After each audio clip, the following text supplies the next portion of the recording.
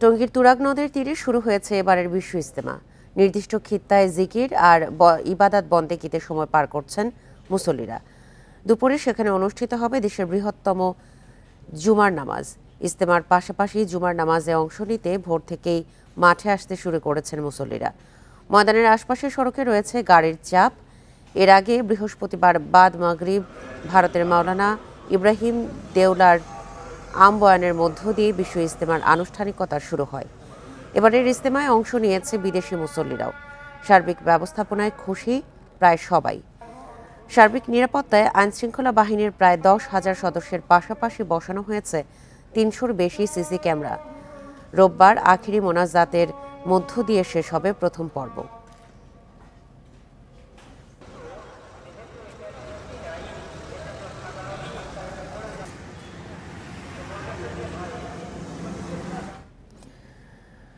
বিশ্ব ইজতেমা সম্পর্কে জানাতে গাজীপুর থেকে এই মুহূর্তে যোগ দিচ্ছেন আমাদের সহকর্মী আবুল হাসান। আবুল হাসান, ইজতেমায় এখন কি আনুষ্ঠানিকতা চলছে? আজকে ফজরের নামাজের পরে আমবায়নের মধ্য দিয়ে তো আনুষ্ঠানিকভাবে বিশ্ব ইজতেমার কার্যক্রম শুরু হয়ে গেছে।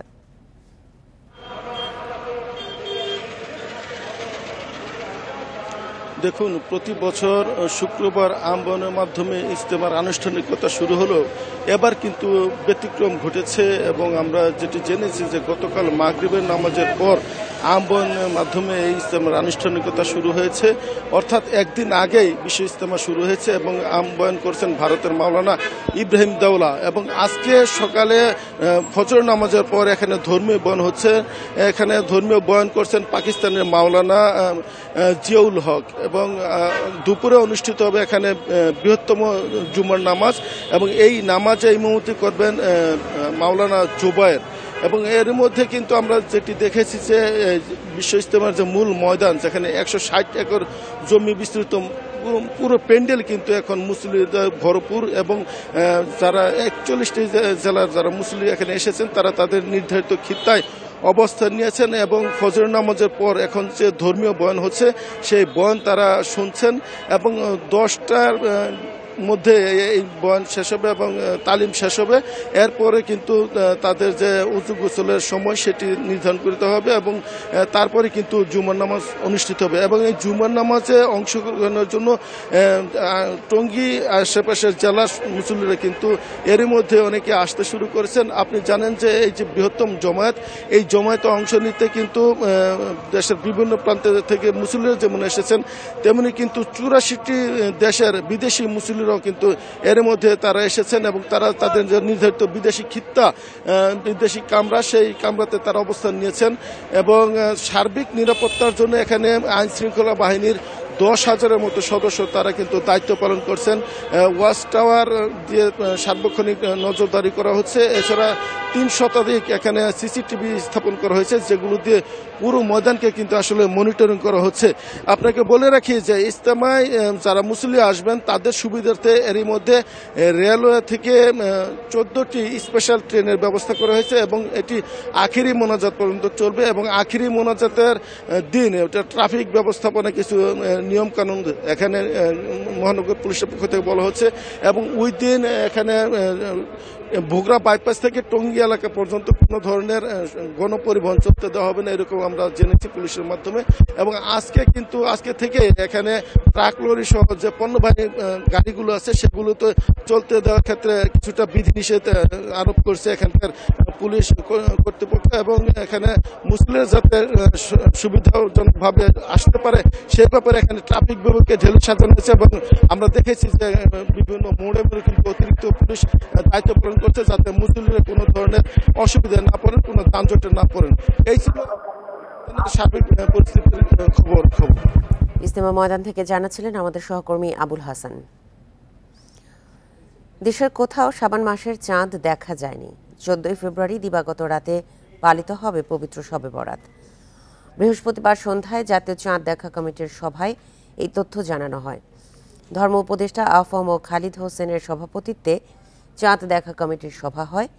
সব জেলা প্রশাসন, ইসলামিক ফাউন্ডেশনের প্রধান কার্যালয়, বিভাগীয় ও জেলা কার্যালয়, আবহাওয়া অধিদপ্তর এবং মহাকাশ গবেষণা ও দূর অনুধাবন প্রতিষ্ঠানের তথ্য পর্যালোচনা করে সিদ্ধান্ত নেয় চাঁদ দেখা কমিটি। চাঁদ না দেখা যাওয়ায় ৩১শে জানুয়ারি রজব মাস ৩০ দিন পূর্ণ হবে। ১ ফেব্রুয়ারি থেকে শাবান মাস গণনা করা হবে।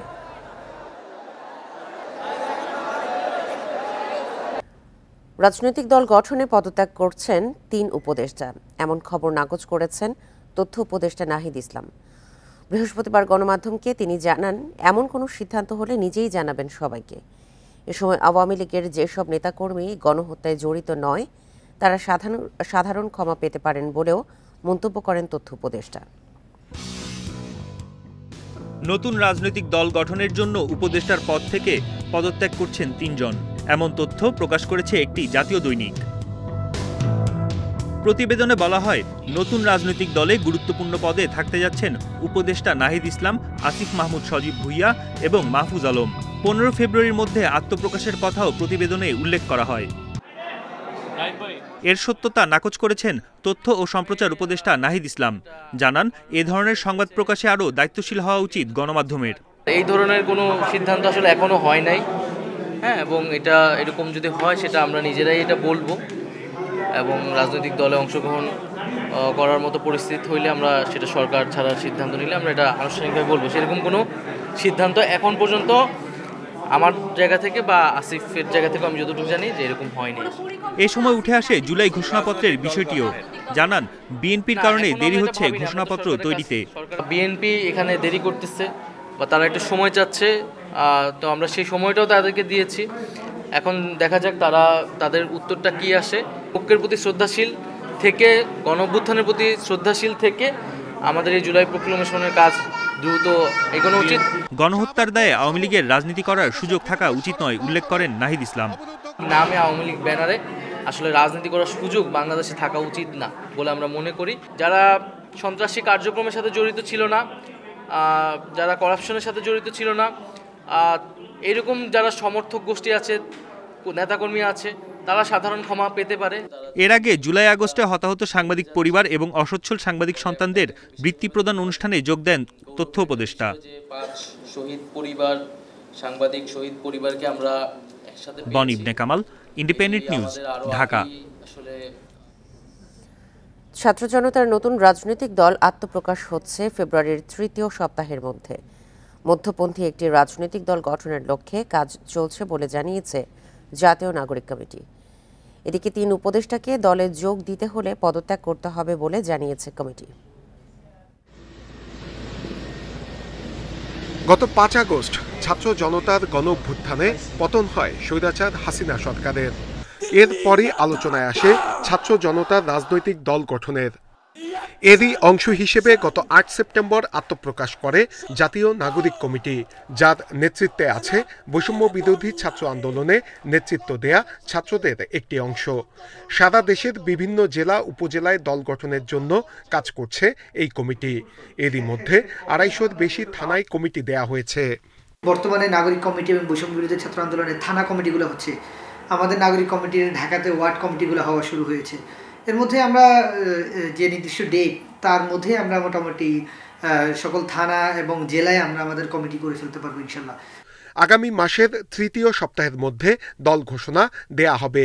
প্রথমে আহ্বায়ক কমিটি থাকবে, এরপর কাউন্সিলের মাধ্যমে কমিটি গঠন করা হবে। তবে এখনও নাম ঠিক করা হয়নি বলে জানিয়েছে কমিটি। রাজনৈতিক দল নিয়ে আমরা অনেকদিন ধরে কাজ করছিলাম এবং এখন এটা ফেব্রুয়ারি মাসের ২য় কিংবা ৩য় সপ্তাহের মধ্যে আমরা চেষ্টা করছি, কারণ যেহেতু সামনে রোজা আছে, মার্চের রোজা শুরু হয়ে যাবে, তো এর আগেই আশা করছি আমরা রাজনৈতিক দলটা চলে আসবে। তো তার কতগুলো অন্যান্য যে কতগুলো বিষয় থাকে সেগুলো নিয়ে আমরা এখন কাজ করছি। দলে সব বয়সীদের অংশগ্রহণ থাকবে, তবে ছাত্রদের ৩ উপদেষ্টা দলে যোগ দিতে চাইলে তাদের সরকার থেকে পদত্যাগ করতে হবে বলে জানিয়েছে নাগরিক কমিটি। সকলেরই তো একটা রাজনৈতিক ইচ্ছা থাকতে পারে, রাজনৈতিক দলের ইচ্ছা থাকতে পারে, অংশগ্রহণের ইচ্ছা থাকতে পারে। যাদের এই ইচ্ছাটা থাকবে তারা অবশ্যই ওই গভর্নমেন্ট থেকে বেরিয়ে, এখন যে অন্তর্বর্তীকালীন সরকার সেখান থেকে বেরিয়ে পদত্যাগ করে তারপরে রাজনৈতিক দলে অংশগ্রহণ করবেন। দল ঘোষণার পর নির্বাচন কমিশনে নিবন্ধের জন্য আবেদন করা হবে। Nure Alam, independent news, Dhaka. BNP জনগণকে যে ওয়াদা দিয়েছে তা বাস্তবায়নে কেউ বাধা দিলে প্রতিরোধ গড়ে তোলা হবে, এমন মন্তব্য করেছেন দলের ভারপ্রাপ্ত চেয়ারম্যান তারেক রহমান। তিনি বলেন, নির্বাচন ব্যবস্থাকে যে কোনো মূল্যে নিশ্চিত করতেই হবে, অন্যথায় জনগণের সমস্যার কখনোই সমাধান হবে না। বৃহস্পতিবার 4 জেলার কর্মশালায় লন্ডন থেকে ভার্চুয়ালি যুক্ত হয়ে এসব কথা বলেন তারেক রহমান। রাষ্ট্রকাঠামো মেরামতের 31 দফা ও জনসম্পৃক্তি শীর্ষক ধারাবাহিক কর্মশালা করে আসছে বিএনপি। এরই ধারাবাহিকতায় বৃহস্পতিবার মাগুরা, কুষ্টিয়া, চুয়াডাঙ্গা ও মেহেরপুর এ 4 জেলার বিএনপি ও এর অঙ্গ সহযোগী সংগঠনের নেতাদের নিয়ে এ কর্মশালা। এতে লন্ডন থেকে ভার্চুয়ালি যুক্ত হন বিএনপির ভারপ্রাপ্ত চেয়ারম্যান তারেক রহমান। কর্মসূচি শেষ পর্যায়ে এসে জেলা পর্যায়ে নেতাদের বিভিন্ন জবাব দেন তারেক রহমান। প্রধান অতিথির বক্তব্যে ভারপ্রাপ্ত চেয়ারম্যান দাবি করেন, পতিত আওয়ামী লীগ সরকার নির্বাচন ব্যবস্থাকে ধ্বংস করে জনগণকে তার অধিকার থেকে বঞ্চিত করেছে। যে কোনো মূল্যে নির্দিষ্ট সময়ে নির্বাচন নিশ্চিত করতে হবে। নির্দিষ্ট সময় পরে যত ঝড়, তুফান, বন্যা, বৃষ্টি যাই হোক না কেন নির্বাচন হতেই হবে। নির্বাচন হতে হবে, এর কোনো বিকল্প নেই। এটি হতে হবে, এই ব্যবস্থাকে নিশ্চিত করতে হবে। এ সময় তারেক রহমান বলেন, বিএনপি দেশ ও মানুষের জন্য কাজ করে যাচ্ছে, তাই জনগণকে দেয়া ওয়াদা বাস্তবায়নে অঙ্গীকারবদ্ধ থাকবে দল। জনগণের পাশে দাঁড়ানোর যে আমাদের শপথ, এই শপথকে লক্ষ্যভ্রষ্ট করার জন্য যদি কেউ এমন কোনো অন্যায় করে থাকে তার বিরুদ্ধে প্রতিবাদ এবং প্রতিরোধ আমরা গড়ে তুলব। একমাত্র বিএনপির পক্ষেই দেশের জন্য কল্যাণকর কিছু করা সম্ভব বলেও মন্তব্য করেন দলটির ভারপ্রাপ্ত চেয়ারম্যান তারেক রহমান। আনোয়ার সাদাত নূর, ইন্ডিপেন্ডেন্ট নিউজ, ঢাকা। সংস্কার কমিশনের সুপারিশের মধ্যে সরকারের কাছে সংশোধনী প্রস্তাব পাঠাচ্ছে নির্বাচন কমিশন। বিদ্যমান সীমানা নির্ধারণ আইনের জটিলতা দূর করতেই পাঠানো হচ্ছে এই প্রস্তাব। বৃহস্পতিবার কমিশন সভা শেষে এ তথ্য জানিয়েছেন নির্বাচন কমিশনার আবুল ফজল মোহাম্মদ সানাউল্লাহ। এছাড়া সংস্কার কমিশনের সুপারিশের বিষয়ে ইসির মতামত দ্রুতই জানানো হবে বলে জানান তিনি।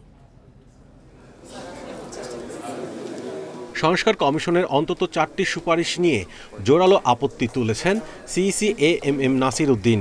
তিনি বলেছেন, সংস্কার কমিশনের অনেকগুলো সুপারিশ বাস্তবায়িত হলে ইসির স্বাধীনতা খর্ব হবে। সংস্কার কমিশনের পূর্ণাঙ্গ প্রতিবেদন আসার আগে নির্বাচনী আইন নিয়ে পর্যালোচনা করেছে ইসি। বৃহস্পতিবার সকালে নির্বাচন কমিশন ভবনে সিইসির সভাপতিত্বে কমিশনের সভা হয়। ভোটার তালিকা আইন, সীমানা নির্ধারণ আইন, পর্যবেক্ষণ নীতিমালা সহ 11টি এজেন্ডা নিয়ে আলোচনা হয়। ভবিষ্যতে সীমানা নির্ধারণের জন্য আলাদা একটি স্বাধীন কর্তৃপক্ষ গঠন করার সুপারিশ করে সংস্কার কমিশন। এদিকে সীমানা নির্ধারণ আইন সংশোধনের জন্য সরকারের কাছে প্রস্তাব পাঠানোর সিদ্ধান্ত নিয়েছে ইসি। বর্তমান প্রভিশনটা হচ্ছে মূলত জনসংখ্যা ভিত্তিক, কিন্তু আমরা বলতে চাচ্ছি জনসংখ্যা ভিত্তিক করলে বাংলাদেশের বাস্তবতা ধারণ করা যাচ্ছে না, কারণ বাংলাদেশের মানুষ শহরমুখী। তাহলে তো কনস্টিটিউয়েন্সিগুলো এখন আমাদের যত আপনার আবেদন এসছে পুরনো কনস্টিটিউয়েন্সি ফেরত চাচ্ছে। যেটা করতে হবে, আমাদের জিওগ্রাফিও দেখতে হবে, আমাদের ডেমোগ্রাফিও দেখতে হবে, আমাদের অ্যাডমিনিস্ট্রেটিভ বাউন্ডারিও দেখতে হবে। আমরা এই 3টি বিষয়কে সন্নিবেশ করেই এই প্রভিশনটা করার জন্য সাজেস্ট করছি। নির্বাচন ব্যবস্থা সংস্কার কমিশন 16টি বিষয়ে 150টির মতো সুপারিশের সারসংক্ষেপ প্রকাশ করেছে।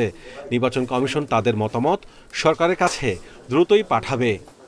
সংস্কার কমিশনকে তো চিঠি দেওয়ার কিছু নাই, তাদের সাথে তো আমাদের একবার সিটিং হয়েছিল, পরবর্তীতে আর হয় নাই। এটা আমরা সংশ্লিষ্ট মন্ত্রণালয়ের মাধ্যমে বা অফিসের মাধ্যমে আমরা জানাবো আমাদের অবজারভেশনগুলো। সংস্কার কমিশনের সুপারিশের মধ্যে ইসির আইন সংশোধনের প্রস্তাব কোনো ধরনের জটিলতা তৈরি করবে না বলে মনে করেন এই কমিশনার। আমাদের এখান থেকেও যদি কোনো ইনপুট দেওয়ার থাকে সেটা দিলে পারে, it will be further reinforced. এটার সাথে কোনো কন্ট্রাডিকশনের কোনো সুযোগই নাই। Mahmudul Hasan, independent news, Dhaka. সাংবিধানিক প্রতিষ্ঠান সংস্কারের প্রস্তাব রাজনৈতিক দলগুলো মেনে না নিলে তা কোনো কাজে আসবে না বলেছেন বিশ্লেষকেরা। বৃহস্পতিবার বিকেলে রাজধানীর রমনায় একটি বেসরকারি সংস্থা আয়োজিত সংলাপে উঠে আসে এই মন্তব্য। প্রয়োজনীয় সংস্কারগুলো সরকারকে দ্রুত শেষ করে নির্বাচন দেওয়ার পক্ষেও মত দেন অনেক বক্তা। এ সময় সরকারের 6 মাসের কিছু কার্যক্রম নিয়ে সমালোচনা করেন অনেকেই। গণতান্ত্রিক পুনর্গঠনের জন্য সংলাপ, এই শিরোনামে সিরিজ আলোচনার ধারাবাহিকতায় সাংবিধানিক প্রতিষ্ঠানের উপর মতবিনিময়ের আয়োজন করল বেসরকারি সংস্থা সেন্টার ফর গভর্নেন্স স্টাডিজ। এতে সাংবিধানিক প্রতিষ্ঠানগুলোর সংস্কার ও অন্তর্বর্তী সরকারের কার্যক্রম নিয়ে আলোচনার পাশাপাশি বেশ কিছু বিষয়ে সমালোচনাও করেন বক্তারা। তবে বেশিরভাগ বক্তাই একমত, সংস্কারের সুফল পেতে হলে যোগ্য ও নিরপেক্ষ ব্যক্তিদের নিয়োগ দিতে হবে। কোনগুলো আসলে আমরা নির্বাচনের আগেই সম্পন্ন করতে পারি, কোনগুলো আমরা নির্বাচনের পরে করতে পারি। মৌলিক কাঠামোগত সংস্কার জনপ্রতিনিধি লাগবে। 5 বছরের জন্য একটা পার্লামেন্ট এমন ভাবে করতে পারি কিনা যেই পার্লামেন্টে আমরা একটা সমঝোতামূলক একটা জায়গায় যাব, যে প্রত্যেক স্টেক হোল্ডারদেরকে আমরা পার্লামেন্টে রাখবো। অন্তর্বর্তী সরকারের সংস্কার কার্যক্রমের এখতিয়ার ও আইনের শাসন নিয়ে প্রশ্ন তোলেন রাজনৈতিক দলের নেতারা। তবে বিশ্লেষকেরা বলছেন, সরকারকে এজন্য দলগুলোর সহযোগিতা প্রয়োজন। এই অন্তর্বর্তীকালীন সরকারের সকলকে নিয়ে পথ চলার যে বাধ্যবাধকতা, এই প্রশ্ন থেকে যারা যারা সরে যাবেন তাদেরকে মনে হবে তারা জনগণকে খাটো করে দেখছেন। সংস্কারে যদি ট্রু আর্জ মানুষের মধ্যে ঢোকে, তাহলে সেটা বিএনপিও ইগনোর করতে পারবে না। এবং বিএনপি মতো একটা দল যদি নাও চায় সে এটা করবে, কিন্তু তারপরও তাকে আসলে যদি ভোটের মাধ্যমে ক্ষমতায় থাকতে হয়, ক্ষমতায় যেতে হয়, তাকে এগুলো করতে হবে। এ সময় বিভিন্ন সমালোচনার জবাব দিয়ে নির্বাচন ব্যবস্থা সংস্কার কমিশনের চেয়ারম্যান বদিউল আলম মজুমদার বলেন, শুধু শেখ হাসিনার পতন নয়, ফ্যাসিবাদী কার্যক্রম বন্ধের জন্য সংস্কারের দাবি ও দায়ীদের বিচারের জন্য রাস্তায় নেমেছিল জনগণ। শেখ হাসিনা যেই পদ্ধতি প্রক্রিয়া যা কিছু রিপ্রেজেন্ট করেছিল তারই অবসান চেয়েছিল। তার জন্য আমি মনে করি একটা প্রবল আকাঙ্ক্ষা ছিল যে কতগুলো গভীর সংস্কার। এদিকে সংস্কার কার্যক্রমের পাশাপাশি মূল্যস্ফীতি কমিয়ে জনগণকে স্বস্তিতে রাখার পরামর্শ দেন সিপিডি সহ বিভিন্ন প্রতিষ্ঠানের কর্মকর্তারা। সংস্কার কার্যক্রম শুরু করা। Zahidul Bashar, independent news, Dhaka. জনস্বাস্থ্য প্রকৌশলের সুপেয় পানি প্রকল্প নিয়ে বিস্তারিত প্রতিবেদন প্রচারিত হবে আজ রাত 9:30টায় অনুসন্ধানমূলক অনুষ্ঠান তালাশে। চলে যাচ্ছি পরের খবরে। আগামী 9 মাসের জন্য বন্ধ হচ্ছে সেন্ট মার্টিন দ্বীপে পর্যটক যাতায়াত। সরকারের বেঁধে দেওয়া সময় শেষ হচ্ছে আজ। ফলে কাল থেকে কোনো পর্যটক ভ্রমণের উদ্দেশ্যে দ্বীপে যেতে পারবেন না। দ্বীপের বাসিন্দা ও পর্যটন সংশ্লিষ্ট ব্যবসায়ীরা আরও 1 মাস সময় বাড়ানোর আবেদন জানালেও কোনো পরিবর্তন হয়নি। সেন্ট মার্টিন দ্বীপের 12,000 বাসিন্দার প্রধান আয়ের উৎস পর্যটন খাত। একসময় সাগরে মাছ শিকার করেই চলতেন তারা। গত 1 দশক ধরে পেশা পরিবর্তন করা মানুষগুলো এখন পড়েছেন বিপদে। এবার সরকারি সিদ্ধান্ত অনুযায়ী দ্বীপে পর্যটক যাতায়াত বন্ধ হচ্ছে। স্থানীয়রা বলছেন, নভেম্বর থেকে পর্যটকবাহী জাহাজ চলাচল শুরু হওয়ার কথা থাকলেও সঠিক ব্যবস্থাপনার অভাবে তা শুরু হয় 1 মাস পর। এতে পর্যটন মৌসুমের 2 মাসের ব্যবসা ক্ষতিগ্রস্ত হয়েছে। যারা দ্বীপবাসী এবং পর্যটন ব্যবসায়ীরা আছি, আমরা একটা অনিশ্চিত ভবিষ্যতের দিকে আগাচ্ছি। মাত্র 2 মাস, ডিসেম্বর এবং জানুয়ারিতে 2 মাস পর্যটক এসেছে, তাও তুলনামূলক খুবই কম। ব্যবসায়ীরা বলছেন, আরও 1 মাস জাহাজ চলাচলের সুযোগ চাওয়া হয়েছিল সরকারের কাছে। এখন দ্বীপের মানুষের পাশাপাশি ক্ষতির মুখে পড়বেন পর্যটন সংশ্লিষ্টরা। পর্যটন সংশ্লিষ্ট আছে প্রায় 10 থেকে 12,000 লোকজন। কক্সবাজারের বিভিন্ন ট্যুর অপারেটর, ট্যুর গাইড থেকে শুরু করে ট্রান্সপোর্টের সাথে যারা সম্পৃক্ত, ওভারঅল ট্যুরিজম সেক্টরে যারা সংশ্লিষ্ট, আসলে তাদের সকলেরই অপূরণীয় ক্ষতি হয়ে গেছে। প্রশাসন বলছে, সরকারি সিদ্ধান্ত বাস্তবায়ন করবে তারা। 1 ফেব্রুয়ারি থেকে কক্সবাজার সেন্ট মার্টিন নৌপথে পর্যটকবাহী জাহাজ চলাচল বন্ধ হবে। সরকারের যে সিদ্ধান্ত ছিল 31 তারিখ পর্যন্ত সেন্ট মার্টিনগামী জাহাজগুলো চলবে। তো এখন পর্যন্ত সরকার এই নির্দেশনায় বহাল আছে, নতুন করে কোনো নির্দেশনা আসেনি। তার মানে হচ্ছে যে আগামী 1 তারিখ থেকে সেন্ট মার্টিনগামী সকল জাহাজ বন্ধ থাকবে। পরিবেশ, বন ও জলবায়ু পরিবর্তন মন্ত্রণালয়ের সিদ্ধান্তে 30 অক্টোবর পর্যন্ত বন্ধ থাকবে সেন্ট মার্টিন ভ্রমণ। তৌফিকুল ইসলাম, ইন্ডিপেন্ডেন্ট নিউজ, কক্সবাজার। সাবেক সমাজ কল্যাণ মন্ত্রী নুরুজ্জামান আহমেদকে রংপুর থেকে গ্রেপ্তার করেছে পুলিশ। বৃহস্পতিবার রাত 8টার দিকে নগরীর সেন্ট্রাল রোডের একটি বাসা থেকে তাকে গ্রেপ্তার করা হয়। পুলিশ জানায়, গোপন খবরে ওই বাসায় অভিযান চালায় তারা। গ্রেপ্তারের পর নুরুজ্জামান আহমেদকে কোতোয়ালি থানায় নেওয়া হয়। গেল 4 অগস্ট ছাত্র আন্দোলনের রংপুরের সিটি বাজার এলাকায় মাহমুদুল হাসান হত্যা মামলায় তাকে গ্রেপ্তার দেখানো হয়েছে। লালমনিরহাট 2 আসনের সংসদ সদস্য ছিলেন তিনি। 2015 সালে সমাজ কল্যাণ প্রতিমন্ত্রী ও 2019 সালে মন্ত্রীর দায়িত্ব পান। শেখ হাসিনার পতনের পর থেকে তিনি আত্মগোপনে ছিলেন।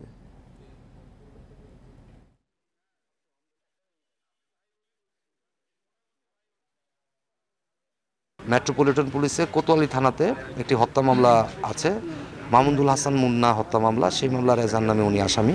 রংপুর শহরের যে পোস্ট অফিসগুলি সেখানে একটি বাসা থেকে গ্রেপ্তার করেছি। অর্থ পাচার মামলায় ঢাকার গ্যান্ডারিয়া থানা আওয়ামী লীগের বহিষ্কৃত নেতা এনামুল হক ভূঁইয়া এনু ও তার ভাই রূপন ভূঁইয়ার 7 বছরের সাজা হয়েছে। আরও 7 আসামিকে 4 বছর করে কারাদণ্ড দিয়েছে আদালত। বৃহস্পতিবার ঢাকার বিশেষ জজ আদালত 6-এর বিচারক মাসুদ পারভেজ এই রায় দেন। দণ্ডের পাশাপাশি 34,26,000 টাকা জরিমানা করা হয়েছে। দণ্ডিত অন্যরা হলেন শহীদুল হক ভূঁইয়া, রশিদুল হক ভূঁইয়া, মিরাজুল হক ভূঁইয়া শিপলু, তুহিন মুন্সি, নবীর হোসেন শিকদার, সাইফুল ইসলাম ও জয় গোপাল সরকার। তাদেরও অর্থদণ্ড দেওয়া হয়েছে। মানি লন্ডারিং প্রতিরোধ আইনে দুদকের আরেক মামলায় এর আগেও সাজা হয়েছে এনু রূপনের।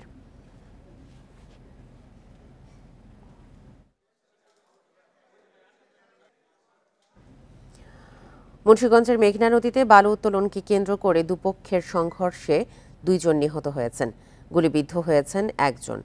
বৃহস্পতিবার সন্ধ্যা 7টার দিকে মেঘনা নদীর চাঁদপুর মুন্সিগঞ্জ মোহনায় এই ঘটনা ঘটে। পুলিশ ও স্থানীয়রা জানায়, বালু তোলা নিয়ে কিবরিয়া মিজি ও জহির মিয়ার 2 গ্রুপের মধ্যে বিরোধ চলছিল 5 অগাস্টের পর থেকে। এর জেরে সন্ধ্যায় উভয় পক্ষের মধ্যে সংঘর্ষ হয়। ঘটে গুলির ঘটনা। গুরুতর অবস্থায় 3 জনকে উদ্ধার করে সদর হাসপাতালে নিলে চিকিৎসক রিফাত মিয়া ও রাসেল মিয়াকে মৃত ঘোষণা করেন। গুলিবিদ্ধ আইয়াব আলীকে পাঠানো হয়েছে ঢাকায়। জড়িতদের ধরার চেষ্টা চলছে বলে জানিয়েছে পুলিশ। প্রাথমিকভাবে আমরা যেটা জানতে পেরেছি সেটা হচ্ছে যে মোহনপুর এলাকায় নদীতে 2টি গ্রুপের মধ্যে গোলাগুলি ঘটনা ঘটে। 2টা ডেড বডি আছে এখানে, তাদের কল করবো এবং পোস্টমর্টমের জন্য প্রয়োজনীয় ব্যবস্থা গ্রহণ করব। জামালপুরে ট্রাক ও সিএনজি অটোরিকশার সংঘর্ষে 5 জন নিহত হয়েছে। এদের সবাই অটোরিকশার আরোহী ছিলেন। আহত এক যাত্রী হাসপাতালে চিকিৎসাধীন। বৃহস্পতিবার সন্ধ্যা 7টার দিকে জামালপুর সদরের দিকপাইত এলাকায় এই দুর্ঘটনা ঘটে। পুলিশ জানিয়েছে 2 বাহনেরই অতিরিক্ত গতির কারণে হতাহতের ঘটনা ঘটেছে। টাঙ্গাইলের মধুপুর থেকে 5 যাত্রী নিয়ে জামালপুর শহরে আসছিল সিএনজি অটোরিকশাটি। মহাসড়কের দিকপাইতে পৌঁছালে বিপরীতমুখী ট্রাকের সঙ্গে সংঘর্ষ হয়। এতে ঘটনাস্থলে মৃত্যু হয় অটোরিকশার চালক ও 3 যাত্রীর। আহত হন 2 জন। স্থানীয়রা তাদের হাসপাতালে নিলে সেখানে মারা যান 1 যাত্রী। দুইটায় মুখোমুখি হয়েছে। মুখোমুখি হওয়ার পরে লোকজনে সংবাদ দিল যে ওখানে অ্যাক্সিডেন্ট হয়েছে। আমরা এসে ডাক্তারে ধরতে পারি নাই, সিএনজি মধ্যে যেমন লাশ ছটকে গেছে গা, লাশ জীবিত আর একটা জীবিত আছে। পরে আমি এসে ওটার দুবাই হাসপাতালে পাঠাইছি। যেটা আসলে ওইখানে সাইড করার পরে ওই লাশ ফেলার ওইখানে একত্র করা হলো। ওইটা আমাদের যারা স্বেচ্ছাসেবক ছিল ওরা আমরা যথেষ্ট সেফ করে ওইখানে পর্যন্ত রাখছি। দুর্ঘটনার পরে ট্রাক নিয়ে পালিয়ে যান চালক। পুলিশ বলছে, ট্রাক এবং অটোরিকশা দুটোরই বেপরোয়া গতির কারণে ঘটেছে দুর্ঘটনা। লোকজনের ভাষ্য মতে জানা যায় যে এটা সড়ক দুর্ঘটনায় মৃত্যুবরণ করা মারা গিয়েছে। মৃতদেহের আইনানুগ কার্যক্রম সরিষাবাড়ি থানার অফিসার ইনচার্জ মহোদয় অব্যাহত রেখেছেন। দুর্ঘটনার কারণে জামালপুর টাঙ্গাইল আঞ্চলিক মহাসড়কে দেখা দেয় যানজট, যা স্বাভাবিক হতে সময় লাগে 1 ঘন্টা। Independent news. কদিন আগেই কৃষকের ঘরে উঠেছে নতুন ধান। এরপর চালের দাম কমার কথা থাকলেও নানা অজুহাতে অস্থির বাজার পরিস্থিতি। অথচ গত বছর একই সময়ের চেয়ে প্রতি কেজিতে দাম বেড়েছে 8 থেকে 12 টাকা পর্যন্ত। খুচরা ব্যবসায়ীদের অভিযোগ, মিল মালিকদের অবৈধ মজুদের কারণে চালের দাম বেড়েছে। তবে এমন অভিযোগ মানতে নারাজ মিল মালিকরা। 3 সপ্তাহের ব্যবধানে বগুড়ায় চালের দাম কেজিতে বেড়েছে 5 থেকে 10 টাকা পর্যন্ত। খুচরা ব্যবসায়ীদের মতে, ধান মজুত করে কৃত্রিম সংকট তৈরি করেছেন মিলাররা। আর মিলারদের দাবি, উৎপাদন কম এবং সরবরাহের অভাবে বাড়তি দামে ধান কেনায় বেড়েছে চালের দাম। সব ধান মনে হয় চুষে ওরা কিনে স্টক করে তুই দিচ্ছে। ওরা আস্তে আস্তে চাল করতেছে আর আস্তে আস্তে দাম বাড়াইতেছে। সব চালই প্রায় কেজিতে আপনার 5 টাকা 7 টাকা এরকম বেশি পড়তেছে। কৃষি বিভাগের হিসাবে এবার ধানের উৎপাদন লক্ষ্য ছাড়িয়ে গেলেও গত বছরের চেয়ে এবার একই সময়ে চালের দাম মান বেঁধে বেড়েছে কেজিতে ৮ থেকে ১২ টাকা। সবচেয়ে বেশি চিনি গুঁড়ার দাম বেড়েছে কেজিতে ৩০ টাকা পর্যন্ত। কুষ্টিয়ার খাজানগরে সরু চালের উৎপাদন খরচ কেজিতে ৬৫ টাকা, অথচ ৯ কিলোমিটার দূরে সেই চালই বিক্রি হচ্ছে ৭৮ থেকে ৮০ টাকায়। এছাড়া গত ৩ মাসে মানবেঁধে চালের দাম কেজিতে বেড়েছে ১০ থেকে ১২ টাকা। ধানের দাম প্রায় ২০০ টাকা বেশি, সেই হিসাবে চালের দামও ২ থেকে ৩ টাকা বেশি হবেই। মিলাররা চালের দাম দফায় দফায় বৃদ্ধি করতেছে, এটা সম্পূর্ণ ভুল। কৃষকরা বলছেন ধান ঘরে তোলার সময় কম দামে মৌসুমি মজুতদার ও অটোমিল মালিকরা মজুত করে, আর সরকারের ধান চাল সংগ্রহ ব্যাহত হওয়ায় সুযোগ নিচ্ছেন তারা। গ্রামগঞ্জ থেকে ধান কিনছে কিংবা ধানগুলা নিয়ে যাচ্ছে, এখন ওদের সাথে মিল মালিকের সাথে একটা ডিল হয়। পাবনাতে গত বছর এই সময়ে ২৫ কেজি চালের দাম ছিল ১৩০০ থেকে ১৪০০ টাকা। সেই চাল এখন বিক্রি হচ্ছে ২৫০ থেকে ৩০০ টাকা বেশি দামে।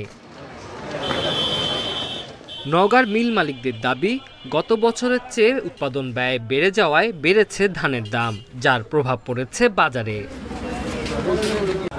বিগত সরকারের সময় বাজার নিয়ন্ত্রণকারীরা এখন প্রকাশ্যে না থাকলেও মুখ পাল্টে একই কার্যক্রম চালিয়ে যাচ্ছে অন্য সুবিধাভোগীরা।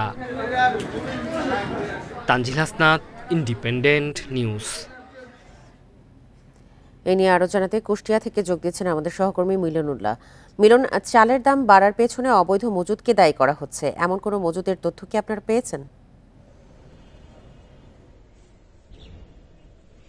হ্যাঁ, আসলে যেমনটি বলছিলেন, আমি এই বিষয়ে গতকালকে কথা বলেছিলাম কুষ্টিয়ার সিনিয়র কৃষি বিপণন কর্মকর্তা এবং বাজার কর্মকর্তা, বাজার নিয়ন্ত্রণের দায়িত্বে যিনি আছেন সুজাত হোসেন খান। তিনি যেমনটি বলেছিলেন, বা আমরা কুষ্টিয়া খাজানগরের মিলগুলোতে খোঁজখবর নিয়ে যেটা জেনেছি যে কুষ্টিয়ায় ৫ থেকে ৭টি মিল আছে, যারা এই মিল মালিকগুলা কিন্তু এই যে সিন্ডিকেট, এই সিন্ডিকেটের সাথে নতুন করে যুক্ত হয়ে কিন্তু বাজার অস্থিতিশীল করে তুলছে। এর ভিতরে Ahad rice mill, golden rice mill, এরকম আরো কয়েক রাইস মিলের কথা আমাদেরকে তিনি জানিয়েছেন এবং এইসব রাইস মিলগুলোকে উপরে কড়া নজরদারি রেখেছে বলে তিনি আমাদেরকে জানিয়েছেন। কিন্তু একটা বিষয় খুব স্পষ্ট, সেটি হলো যে এইসব রাইস মিলের বিরুদ্ধে কিন্তু যতই প্রশাসনিক নজরদারি থাকুক, তাদের বিরুদ্ধে কিন্তু ব্যবস্থা নেওয়া হয় না। কঠোর ব্যবস্থা না নেওয়ার কারণে কিন্তু এইসব মিল মালিকরা বেপরোয়া হয়ে যায়। আমরা একটা বিষয় স্পষ্ট ধারণা অর্জন করেছি এই প্রতিবেদনটা করতে গিয়ে, সেটি হলো যে আসলে কুষ্টিয়ার খাজানগর মূলত সরু চাল নামে পরিচিত, যেটা হলো মিনিকেট নামে বাজারে কথিত মিনিকেট চাল আছে, সেই চালটির জন্য কুষ্টিয়ার এই বাজার পরিচিত। কিন্তু এই যে ধানটি, এই ধানটি কিন্তু মিল মালিকরাই বলতেছে বছরে একবার উৎপাদন হয়। তাহলে এখন যদি সেই একবার উৎপাদনের উছিলায় তারা বলে যে ধানের সংকট, কিন্তু গত আমন মৌসুমে কুষ্টিয়ার কৃষি অধিদপ্তরের দেওয়া তথ্য মতে কিন্তু তাদের লক্ষ্যমাত্রার চাইতেও অনেক বেশি উৎপাদন হয়েছে। তাহলে এই যে মোটা জাতের ধানগুলো এই উৎপাদন হলো, এই ধানগুলো গেল কই? এই ধানের কিন্তু হিসাব কারোর কাছে নেই, যার কারণে কিন্তু একটা জিনিস স্পষ্ট যে মিল মালিকদের সিন্ডিকেটের কারণেই কিন্তু এই চালের দাম বৃদ্ধি হয়। কারণ মিল মালিকদের সাথে কথা বলে আমরা জেনেছি যে শুধুমাত্র এই সরু চাল দিয়ে যে ধান দিয়ে যে তারা চাল বানায় তা না, তারা আরো কিছু চাল মিক্সার করে কিন্তু এই চালটি বানিয়ে কিন্তু মার্কেটে ছাড়ে। কিন্তু এইসব হিসাব না করেই তারা তাদের মন গড়া মতো দাম দিয়ে কিন্তু বাজারে চাল ছাড়ে এবং যার কারণে কিন্তু দাম বৃদ্ধি হয়। কারণ খুচরা বাজারগুলোতে কিন্তু সবসময় বাজার মনিটরিং থাকে এবং অধিকাংশ খুচরা যারা বিক্রেতা তারা কিন্তু খুব বেশি চাল মজুত করার সুযোগ থাকে না। আরেকটা বিষয়ে আমরা কথা বলেছি মিল মালিকদের সাথে, সেখান থেকে একটা জিনিস বিষয় স্পষ্ট হয়েছে যে আসলে কতটা ধান মিলে মজুত করা সম্ভব এবং অটো রাইস মিলে কত দিন রাখতে পারবে এরকম কোনো নীতিমালা নেই, যার কারণেই কিন্তু এই সুযোগগুলো মিল মালিকরা কাজে লাগাচ্ছে এবং তাদের অটো রাইস মিল 2-3টি অটো রাইস মিল দেখে, এবং যারা একটি মিল মালিক তারা কিন্তু 2-3টি মিল মালিক তাদের দেখিয়ে কিন্তু তারা এই চালগুলো মজুত করে, যার কারণে কিন্তু প্রশাসন অনেক সময় অসহায় হয়ে যায়। তো এই ছিল কুষ্টিয়া চালের বাজার থেকে আমার কাছে সর্বশেষ সংবাদ। কুষ্টিয়া থেকে চালের বাজার পরিস্থিতি জানাচ্ছিলেন সহকর্মী মানিক আকবর। মানিকগঞ্জে 26টি সরকারি প্রাথমিক বিদ্যালয়ের ক্লাস চলছে পরিত্যক্ত ভবনে। এতে ঝুঁকিতে শিক্ষার্থীরা, যে কোনো সময় দুর্ঘটনার শঙ্কায় অভিভাবকরা। বরাদ্দ না পাওয়া পর্যন্ত প্রয়োজনীয় সংস্কার কিংবা নতুন ভবন তৈরি সম্ভব নয় বলে জানিয়েছেন জেলা প্রাথমিক শিক্ষা কর্মকর্তা।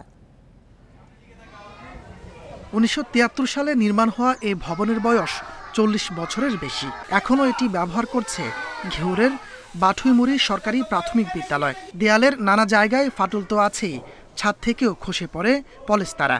দুর্ঘটনার শঙ্কায় তাই বারান্দায় চলে পাঠদান। আমি আমার ভাইস্তা কাউকে তো আমি স্কুলে পড়তে দেবো না, কারণ তাদের ঝুঁকি আছে। স্কুলে পড়তে গেলে মাথার ভিতরে একটা ভেঙে খোয়া পড়ে গেল। স্কুলের অবস্থা খুবই খারাপ, ঝুঁকিপূর্ণ। বাচ্চারা স্কুলে প্রতিদিন তো নিয়ে আসি এবং কি তারপরেও টেনশনে থাকি। একই অবস্থা পাশের গ্রামের উভাজানি বিদ্যালয়ের। বিকল্প উপায় না থাকায় ঝুঁকিপূর্ণ ভবনে চলছে পাঠদান। এই কারণে শিক্ষার্থীর সংখ্যাও কমে গেছে।